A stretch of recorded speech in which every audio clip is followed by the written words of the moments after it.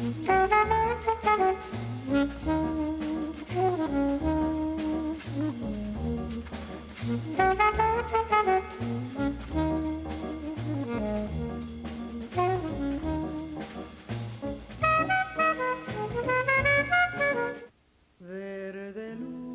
6 years ago, I came across a documentary called Mi Puerto Rico.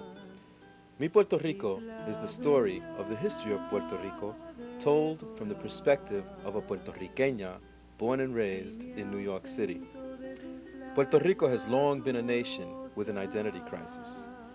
From the days of the Spanish conquest to the present-day status as freely associated state occupied by the American government, Puerto Rico has still not found its identity. This is the story of the making of Mi Puerto Rico. En tus riberas, isla mía, flor cautiva, para ti quiero tener. Libre tu suelo, sola tu estrella, isla doncella, quiero tener. Verde luz, green light. If I'm distant from your murmuring beaches, I long to return. I long to return. Verde luz describes the beauty of Puerto Rico. Mi Puerto Rico. I had always been intrigued by Lolita Lebrón. The fact that a woman led these three other men into the House of Representatives in 1952, March 1, to make a statement about the status of Puerto Rico. Where did that kind of courage come from? Where did that kind of audacity come from? How is it that a people who are considered basically humble would do something so aggressive? In 1952, Puerto Rico had become a Commonwealth of the United States. The next year, the U.S. asked the United Nations to change the definition of Puerto Rico's status from colony to freely associated state. The UN complied. But the nationalists believed Puerto Rico was still a colony. They felt the only way to make the world aware of their objection was to make a dramatic statement directly to the American government.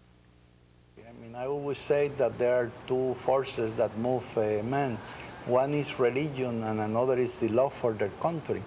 And in this case, Lolita and the others thought that Puerto Rico was being oppressed and that they wanted, I don't think they wanted to do harm to people. They just wanted to call the attention because sometimes you get desperate when you have a message which you think is the correct one and nobody cares about it. On the day of the attack, Rafael Cancel Miranda was 24 years old. We are willing to do what it takes to be a free country. We are not violent people, but the enemy is violent. And they use violence against our people. So if we have to use violence against the enemy, we use it. In Puerto Rico, we have met ourselves in this kind of defiance, in this strong sense of no matter the economic benefits that have been achieved, no matter the political examples that we can set, here are people who have reached deep down in their own history and saying, look, we're just expressing what you expressed in 1776. Somewhere in the middle of making Mi Puerto Rico, I had three ahas, and one of them was, it's as if everything that you have been doing and everything that you have been learning has been to get you here, to do this piece. It's as if this is destiny, okay? It changed me a lot because I learned a lot about my history, and I learned a lot about my people.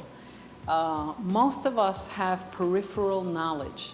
We know arroz con gandules, and we know pasteles, and we know, plena, and we know bomba, and we know a couple of good authors, we know Julia de Burgos, and we know Martorell, and we know things like that. But we don't know, we don't know what it was like. We don't really know Taino history. We don't really know Puerto Rican history. We don't really know what it was like to be under the thumb of the Spanish, which, as awful as it is to be under the thumb of the American being under the thumb of the Spaniard in that period was much worse.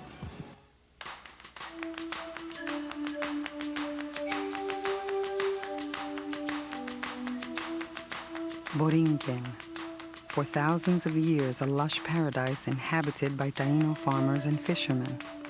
Historians estimate that there were anywhere from 20,000 to 500,000 Tainos when the Spanish landed in 1508. To finance its exploration into the New World, Spain needed gold. In their quest, they forced indigenous peoples into slavery, but the Tainos labored in vain. Within decades, thousands of Tainos died from forced labor, from diseases brought by the Spaniards, and during periodic uprisings against the Spanish. By 1582, only a few hundred Tainos remained, hidden in the central highlands of an island the Spanish renamed Puerto Rico, rich port. Today, remains of Taino culture can be found in the ruins of villages, the names of dozens of towns, and in thousands of words. Among them, huracán, hurricane. With no gold to be found, the Spanish began to cultivate and refine sugar. They joined the rest of Europe and the United States in the triangle trade, exchanging goods for African slaves to replace Taino laborers. Trade in the 1800s brought an increased appetite for sugar and coffee to Europe. The need for workers and merchants on the island also increased. The island's population grew due to immigration and intermarriage. Puerto Ricans adopted Spanish dress, customs, and religion, and class distinctions between the elite, the mestizos, and the Africans developed. And then I learned about myself, and I learned that I am, have always been, will always be Boricua, that I am a woman of strength, a lot of which I got from my grandmother and my mother, and that I live in two worlds and appreciate them both and respect them both, but I know from whence I come, and it's important to know where you come from. Mis dos casas. Dos casas, yeah.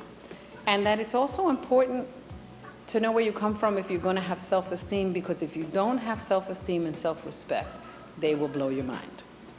And that's the only thing that has you hang, because we all hang by a thin thread. And I learned that I was lucky that my parents taught me and my grandparents taught me about my history and taught me about my culture, at least enough to sort of hook into it, to take it on, to own it.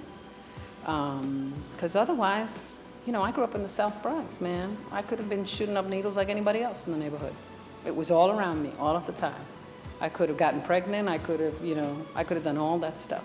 The only thing that saved me was self-respect and self-esteem. That's the message I would give to all people in the world, especially young people today. It's the first program of its kind, meaning a Hispanic-themed program that had been on public television that actually raised a lot of money for Channel 13 and for WNJT in New Jersey.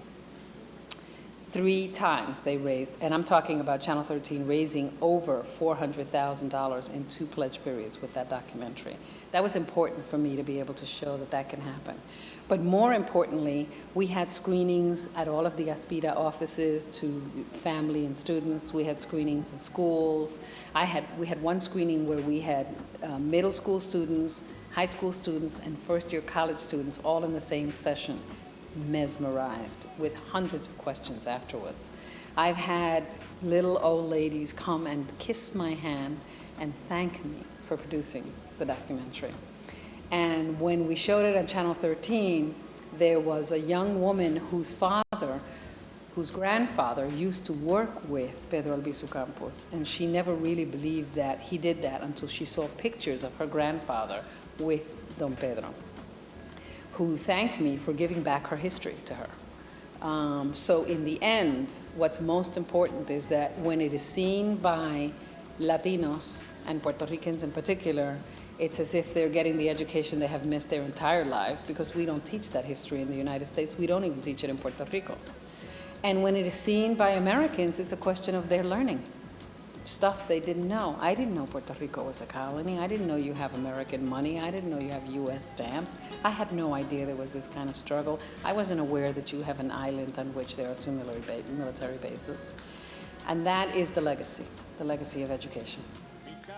Pro Libertad was founded in May of '94 to get broad-based support for the freedom of our political prisoners. At that point, most of them have been in jail close to 17 years. President Clinton released 11 of them 3 years ago, and we still have 6 more prisoners who are in jail. Their only crime, as far as we see it, is their love of their homeland, Puerto Rico. Since then, we've done educational work, spoken at universities. We march in every Puerto Rican Day parade from New Jersey, Philadelphia, New York, and we're here today in the Bronx to try to raise awareness around the need to free these Puerto Rican men and women who are still now almost 20 years in U.S. federal jails. Well, we think it's an insult that one of the conditions for the freedom of the prisoners were that they wouldn't be involved in any more political activity that is geared to bringing down the government of the United States. Is that in fact one of the conditions? That's always been a condition, because though they were released, they are on probation anywhere from 5 to 8 years. And it really goes to show you the push to silence any dissident voices regarding the U.S. policies towards Puerto Rico. They used to call this La Ley de la Mordaza, which is a law still on the books in Puerto Rico, where upon your release you can be prohibited from participating in any political events. It's a clear violation of your First Amendment rights to free speech, etc. But it really goes to show you the extent to which the United States government will go to make sure that the issues and the problems and the repressive relationship that it has with one of the few remaining colonies on the planet, Puerto Rico, doesn't get out, that message does not go out, and that education doesn't happen. Well, for those of our people here that we want to educate to the struggle, obviously the struggle started with the Spanish colonization of Puerto Rico and the people suffering almost 400 years of oppression under Spanish rule. On July 25, 1898, the Americans took over. Is that not so? Yes. As a matter of fact, the United States government, in order to gain possession of Puerto Rico, Cuba, Guam, the Philippines, and other islands in the Caribbean, sunk the battleship Maine as a pretext to go to war with Spain. And in 1898, like you said, July 25th, U.S. troops, through Guanica mainly, but also through bombardments in San Juan, were able to invade and establish a military governorship, a military dictatorship on the island of Puerto Rico. Since that time, the Puerto Rican educational system, the post office, the money, the economy, the complete social and cultural life of the Puerto Rican people has been controlled by Washington. Despite the complete control of U.S. institutions and military in Puerto Rico, there has always been a resistance movement. There has always been a movement to make sure that at some point Puerto Rico becomes its own nation, its own independent republic. And today, even in the Congress, they're saying the issue of the colonization of the United States, which the United Nations has recognized constantly for the last 40 years in Resolution 1614, that colonization has to come to an end. Before the U.S. invasion, Puerto Ricans owned 93% of the farmland on the island. Over the next 30 years, 46% of that land would be bought up by the Big Four, absentee-owned American corporations interested in the development of one product, sugar. Caña, la cosecha más importante de Puerto Rico. In addition to sugar, U.S. industrialists developed the tobacco and fruit markets in Puerto Rico. Thousands of former agricultural workers and landowners had one option: become daily wage earners in U.S.-owned fields. La caña deja más dinero que cualquier otro producto y paga mejores jornales. Wages in agricultural industries averaged 75 cents a day. As the U.S. took over Puerto Rico's farming industry, the island's economy quickly changed. Puerto Ricans produced what they could not consume and consumed what they could not produce. Esta ley asegura a todos los trabajadores el derecho a formar uniones libres con sus compañeros de trabajo. There was no job security for workers. Unions were formed, but they couldn't calm fluctuations in the global sugar market, which constantly threatened to throw masses of workers into unemployment. Economic advancement escaped the vast majority of Puerto Ricans and set the stage for Puerto Rico's legacy of dependence on the United States. The once thriving sugar industry collapsed over a 20-year period that began in the 1940s. The phase-out coincided with a post-depression plan to develop new industries in Puerto Rico. On my journey through the island, I took a group of workers back to one of the deserted Big Four sugar refineries, Guánica Central.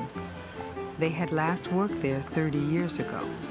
Their parents had also worked in the plant during the height of the Depression in the 1930s. ¿Cómo se sienten ahora pasar por lo que no es ya, lo que se acabó? Sí, subía más de 100 grados en los almacenes de azúcar. Ya, naturalmente el azúcar caía acabada de salir, caliente. Ve que no tiene ni una sola ventana, ni una sola sitio por donde entre el aire, pues era tremendamente sofocante. ¿Cuánto le pagaban? Se trabajaba 12 horas diarias. Por cerca de 6 meses que duraba la zafra. Bueno, todo el año, porque en invernazo también se trabajaban 12 horas diarias. Entiendo que ellos ganaban $0.50 el día por 12 horas. Ese era. Entonces, pues estaban bien, porque había quien no trabajaba.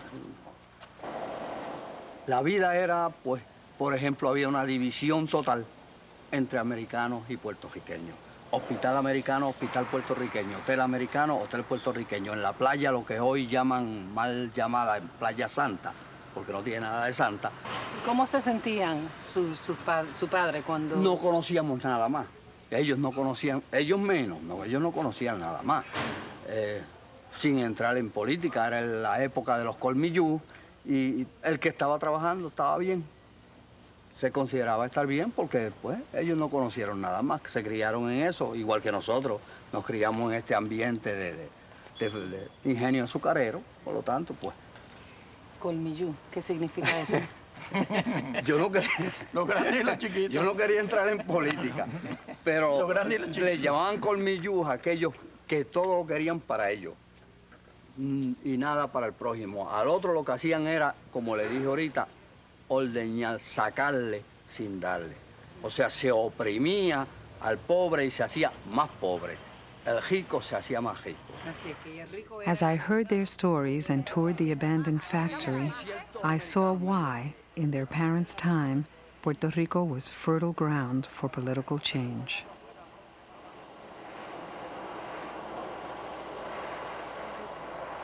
Many people don't know that annually, U.S. corporations pull $20 billion in federal tax-free profits from Puerto Rico. U.S. corporations do not pay taxes to the Puerto Rican government or the federal government. And they've had this sweetheart deal for decades in Puerto Rico. It's called Section 936 of the Internal Revenue Code. So it's a sweet deal for U.S. business in Puerto Rico. Dos casas, pero una nación, un solo pueblo.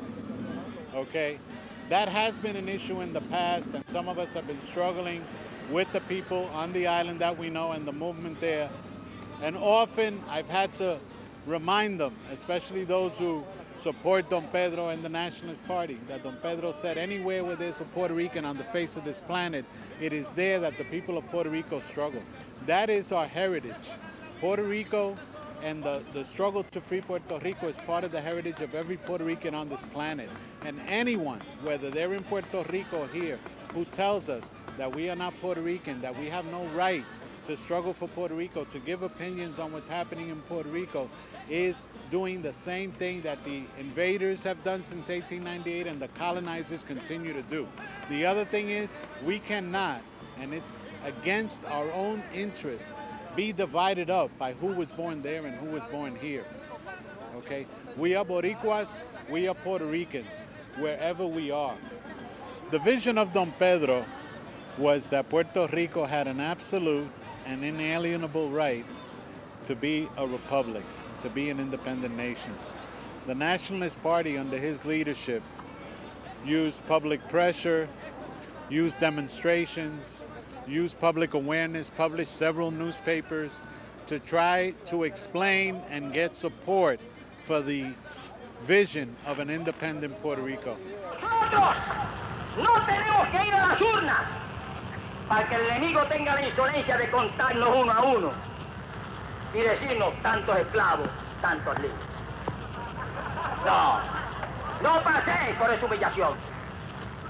Que cuando el domingo levante el dedo para señalarlos, le señalemos la cabeza con un tiro por su insolencia.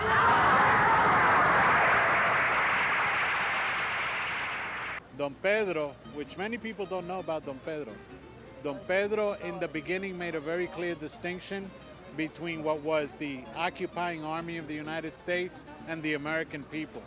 In fact, while Don Pedro was at Harvard, Don Pedro founded the first club at Harvard University in solidarity with the Irish people's struggle against Britain.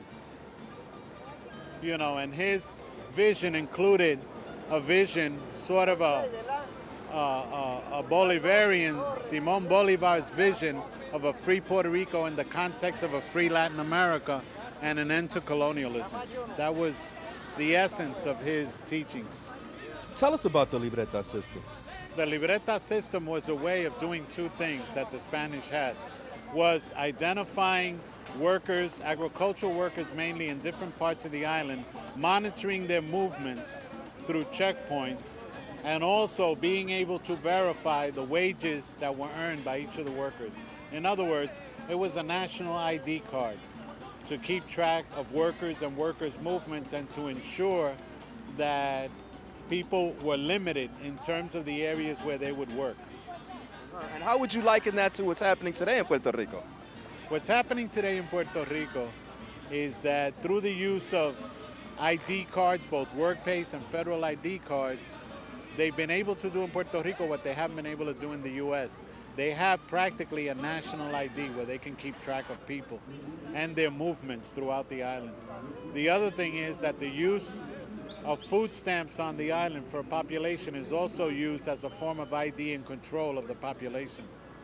You know, there's so many people that are so quick to judge people who just want to be free, to be an independent republic, as subversives and as communists, communism being just another word for a bastard or something, terrorist, you know, which is ridiculous. It's totally ridiculous, but that notwithstanding, I mean, isn't that exactly what happened in 1776 in this country, where the United States... Look, in 1776, the British Crown considered Jefferson, Washington, and all these freedom fighters who were anti-colonial fighters.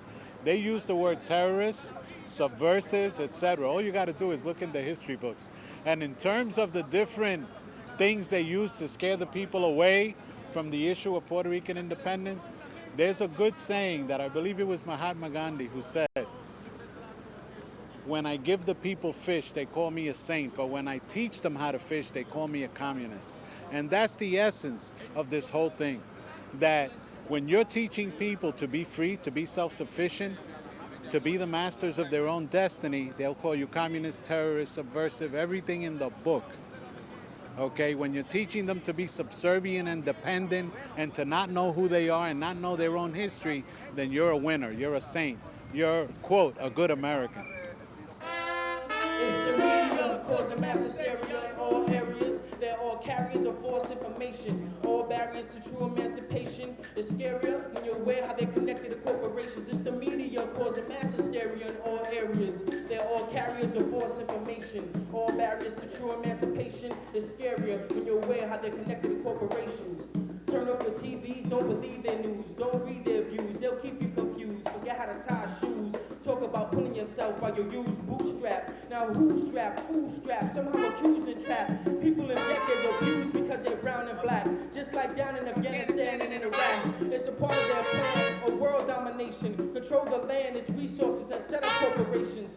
So if there wasn't oil in the Middle East, would there be a reason for war, a reason to declare peace? Would the Israelis be able to occupy the Bethlehem streets if they weren't back from the beginning by the U.S. hellfire heat? Can we speak? Did you peep how America, Bogar Mecca, made the call for the jihad complete? Let's get deep and make leaps into parts of history they don't want to leak. What is real, which is fake? Take a peek. Will this country come to the aid of a fellow corrupt state like Kuwait if they only grew wheat? Yo, don't sleep, because what you read will be what someone else sold. No matter what grows, you have that to keep. And did you see how this country talk meek and court sweet? For a confrontation with Pakistan they don't see. But these sheets hold heat, could shake with a nuclear hand when they do greet. And how Islamic fleet could bring Babylon to its eventual defeat, making prophecy complete. At the same time, smashing the middle of the beast. As the answer lies in why they chopped off the black feature to the Sphinx. The same reason they want you to think Africa